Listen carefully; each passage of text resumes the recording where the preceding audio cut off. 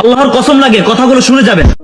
একদিন ইমাম হুসাইন নবীজিকে জিজ্ঞেস করলেন, নানা বলুন তো আপনি বড় নাকি আমি বড়? তখন নবীজি বললেন, আমি বড়। ইমাম হুসাইন বললেন, না আমি বড়, বলুন আপনার বাবার নাম কি? আল্লাহর রাসূল বললেন, আব্দুল্লাহ। ইমাম হুসাইন বললেন, এই তো আমার বাবার মতো বাবা কি আপনার আছে? আমার বাবা হলো আসাদুল্লাহ, সমস্ত কাফেরদের জন্য সিংহ পুরুষ। এদিকে নবীজি আশ্চর্য হয়ে ভাবছেন বাচ্চা কয় কি। তখন আবার জিজ্ঞেস করলেন, বলুন আপনার মায়ের নাম কি? তিনি বললেন, আমেনা। হযরত হুসাইন বললেন, আমার মায়ের মতো মা কি আপনার আছে? আমার মা হলো জান্নাতের সমস্ত নারীদের সর্দারিনী আমার মা। এবার জিজ্ঞেস করলেন, নানা বলুন তো আপনার নানার নাম কি? তিনি বললেন, আব্দুল ওয়াহাব। ইমাম হুসাইন বললেন, এবার মানুষদের জিজ্ঞেস করুন আপনার নানাকে কয়জনে চিনে? আপনি আমার নানার মতো নানা কি পেয়েছেন? আমার নানা যাকে সৃষ্টি না করলে আল্লাহ কিছুই বানাতেন না। আমার নানা সাইয়্যিদুল আম্বিয়া রাহমাতুল লিল আলামিন সাইয়্যিদিনা মুহাম্মাদুর রাসূলুল্লাহ। আমার নানার মতো নানা কি আপনি পেয়েছেন? তখন নবীজি মুচকি হেসে ইমাম হুসাইনকে বুকে টেনে বললেন, হুসাইন আজ আমি তোমার কাছে হেরে গেলাম।